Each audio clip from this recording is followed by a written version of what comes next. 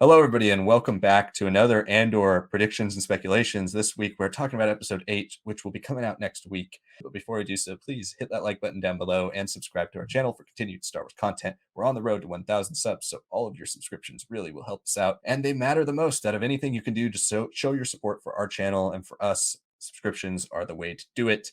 And then, if you haven't yet, comment below. Let us know what you think is going to happen in episode 8 of Andor. If you haven't checked out our episode 7 review either, we posted that on Wednesday. Check that video out. We go into full spoilers and break down most of what happened in episode 7. We also released a villains tier list on Monday where we ranked over 90 villains in the spirit of the Halloween horror season of October, based on the tier list that you guys all chose. So check that video out.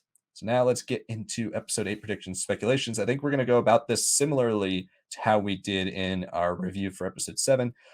Basically, that episode was divided into 3 main groups. We had Mon Mothma and Luthen, we had the ISB, and we had Cassian.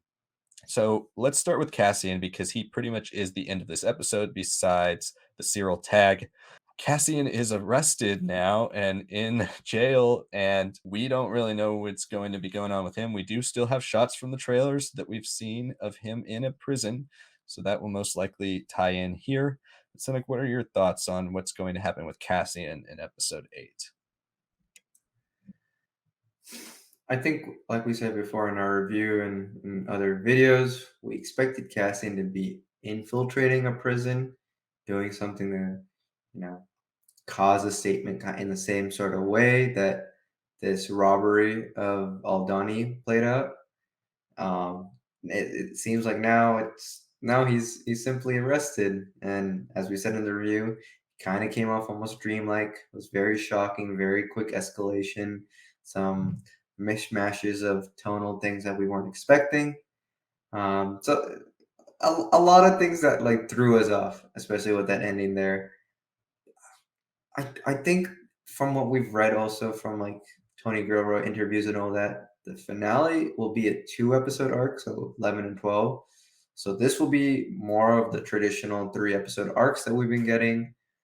And I'm curious because I think we're gonna see a lot more of the Imperial prison perspective. We've always gotten that in legends and parts of canon where people say they were imprisoned or put into slavery. Like we've seen tidbits like in Rebels and Clone Wars, but we've never really seen someone who just has been living in those conditions, living in that life for years and years. And I think that's maybe where our episode eight's direction could be, especially since a big part of like the prison labor structure in a lot of Star Wars books and whatnot is about being serviced for imperial creations like the big ships like star destroyers and secret projects.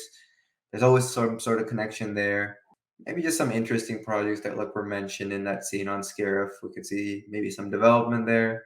I think regardless, we're going to see Vel be a bit more of a player here because she is kind of tasked with taking out Cassian, and she's gonna find out that he's under a fake name and arrested, and maybe that's how she gets Luthen to be a little bit more re-involved directly with Cassian. Because I feel like if there's a chance for the huge spaceship laser things that we've seen in the trailers to happen, that happens in like the 10th episode after Luthen has fully committed again to Cassian. But I think that's generally where this 8th episode will go for Cassian. It'll be a lot slower, a lot more of him being our eyes into essentially how the Empire has been able to fund themselves and throughout the galaxy so easily.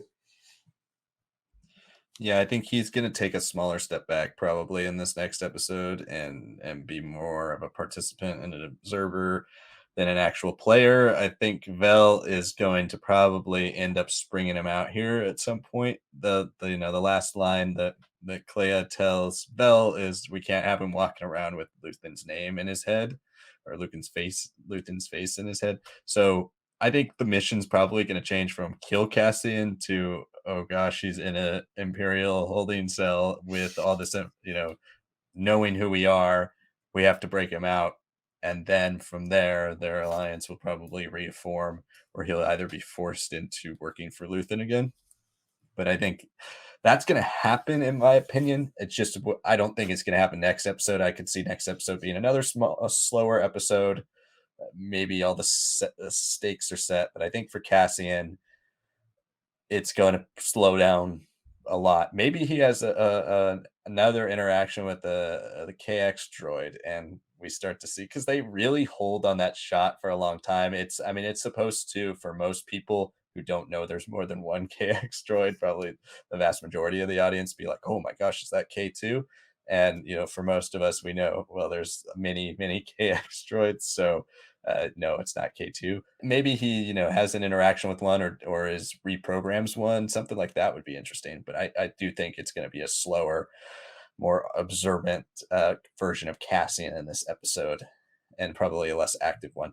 Let's talk about, because we talked about Luthen a lot in our Cassian spot, let's talk about him and Mon Mothma for next episode, kind of what we see their roles being in episode 8. I feel like we're gonna switch it a little bit dynamic wise and time wise on screen. I think while Mon Mothma might have a little bit more of an impact in a smaller runtime, we're gonna see Luthen kind of build out his version of the network. And I mean, he's again closer to his truest self when he doesn't wear the wig and he's wearing his more undercover clothing and all that. Um, so yeah, definitely like you said in the review that we had for the last episode, he is. I feel like for sure going to meet Saw Gerrera at this point. For me personally, I'm kind of curious why Saw's whole look has changed too. I'm curious to see if we're going to see a little bit more of the active partisan lives and like just the people living within the partisan groups, and then we'll see this connection and contact be made at their current base of operations, and then we maybe see a relatively healthy version of Saw Gerrera. Maybe we get to see comments about his health fluctuating, especially with him in his own way being a Vader, replacing his organs, being forced to live off of hoses of air and whatnot. I could also see the scene that we see where he puts the hood on and seems like he's back on Ferrix. Maybe he tries to be involved in the rebellion sort of machinations that Marva is talking about. It feels like this is gonna be a lot of like planet hopping, a lot of dealing with the performance and the evolution of his performance to all these different people and the new people that he's getting involved with. Um, Mon Mothma, I think we're gonna see maybe her getting some more access to her money, but potentially maybe we get to see more directly people work against her in the Senate. Maybe something with the Gorman massacre, like a little bit more step forward there. Maybe we get to see the Vizier, Masameda, in this episode, especially since there was that little blip of mentioning that, like, oh, he's like kind of infiltrated my humanitarian stuff. So it'd be pretty interesting to see her creating another humanitarian organization or initiative, and then possibly being stopped and halted to a degree uh, by Masameda being involved directly, putting agents in. I could also possibly see it as something to do with her family too. I think it's pretty interesting that at this point, like, yeah, she can talk her way around things, kind of control conversations, keep her husband away from knowing things. But I don't think her husband's an idiot. I feel like he knows. I feel like her daughter makes it pretty clear that they all kind of know what they're doing. That she's not exactly the goody two shoes that she presents herself to be. So I'd like to see a little bit more of like the family dynamic be pushed, and maybe have them being a little bit more antagonizing towards her. Maybe start questioning her more directly. I think this would be a good time in the season, definitely, especially because at some point this family dynamic of this nuclear family's, as weak as it is going to start having to be chopped up for whatever her departure to her rebels character is. Exciting stuff, and it's definitely the stuff that's the most unknown for me. Um, but yeah, I think that's where it's going to go for them. I agree with the Saw Gerrera point. I think Luthen, we hear him talk about the steps that need to be made, the network that's created. I can't assume that the network is Vel. Like that seems like it would be a pretty small network. That seems like one operative. So who is he connected with? What other parties have can we see him connect with? And maybe he's going around having some meetings with a bunch of different people. Amongst them is Saw Gerrera. I think Luthen will have a larger role next episode, especially if Cassian's role is dimmed, because Luthen has kind of taken a step back since episode 3, and he's been just kind of there to be there, but he hasn't really had much of a role in anything, and he's been anxious, and I think he's ready to get off planet. Mon Mothma, I'd love to see Masamita and her having some meeting and Masamita show up. I think that would be great. I think at some point, I have a feeling at some point we are going to see Palpatine. I just don't think that's going to be him. I think it's going to be like a hologram. But now that we've established like what what holo TV really is, uh, in Syril's house at least, I'd love to see Palpatine giving a response or Masamita giving a response, something like that that's on the news. How is the news used as well? Because we've always kind of assumed it's just very heavy on propaganda, but how is this used to sway and turn these people into terrorists versus, starting a rebellion?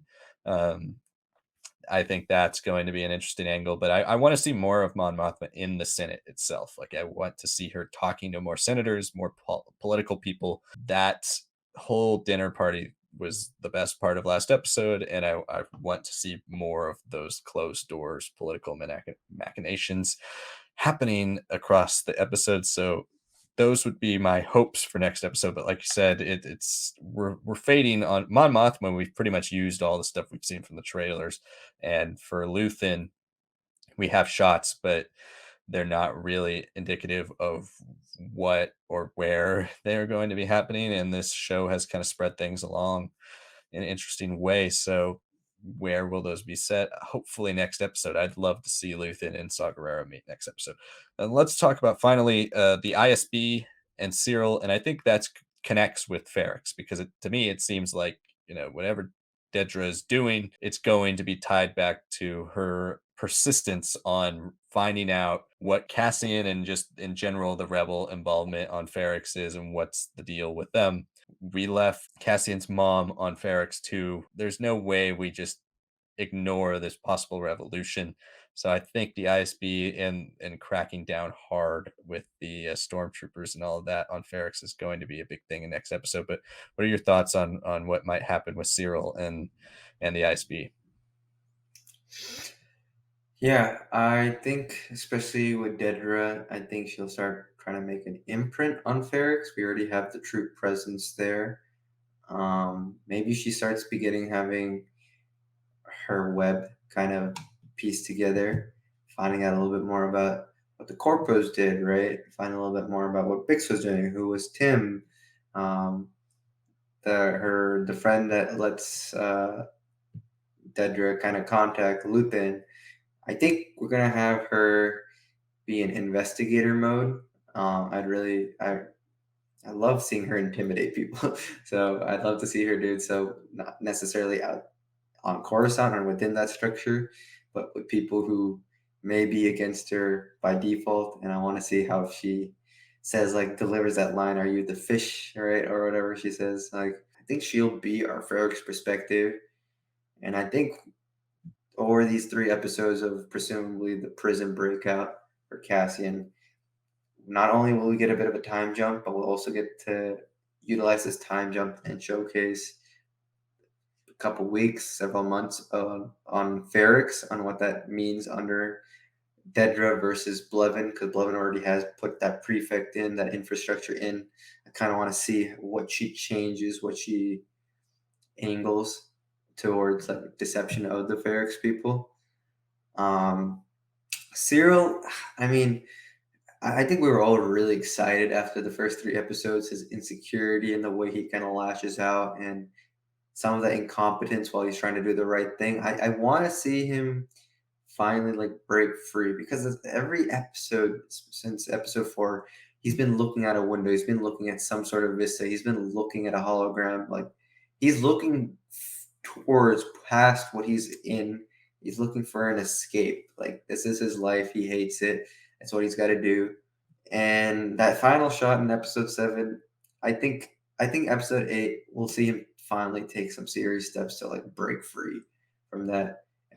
If that means providing some information that Dedra doesn't know in her web, and that's where that connection happens. Because I'd love to see her kind of be like a mentor sort of figure for him as the next step of the development of Syril. Possibly, but I don't know if that'll happen right away. I think maybe he'll add some information or she'll stumble on an account of his that was corporal blocked, but now because of that emergency act or power or whatever, now she has full access to clear up some of the things that Blevin conveniently just let bureaucracy slip through the cracks. But yeah, I think those are my thoughts so far there. I feel like both of them will be Ferrix focused. Yeah, I was going to go the same direction with.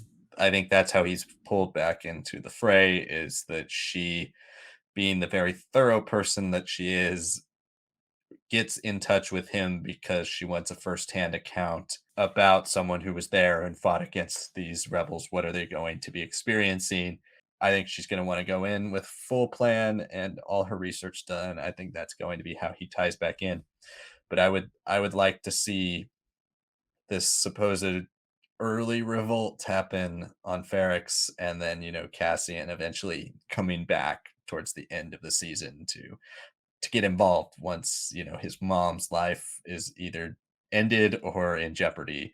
That's probably going to be what pulls him back. But I think that's going to be where we're headed with the ISB and with all of the Ferric stuff here in the future. Those are our predictions and speculations. Let us know what you think is going to happen down below in the comments. And if you haven't yet, please hit that like button and subscribe to our channel. Like I said, we're on the road to 1,000 subs, so your subscriptions really matter, and they will help us out a lot for future content and the quality of content we can give you guys here in the future. So subscribing is the best way to show us that you want to see more from our channel. If you haven't yet, watch our review of episode 7. It's up on the channel. It came out on Wednesday, as every review for Andor episodes will. We also had a tier list of the Star Wars villains, ranking 90 villains on our channel. It came out Monday. Stay tuned for our second Star Wars Lads holiday special coming out on Monday, as well as next week. We will be talking about Tales of the Jedi is coming out, so we'll be talking about that as well, including on top of all of our Andor coverage. So thank you all so much for watching, and we'll see you next time.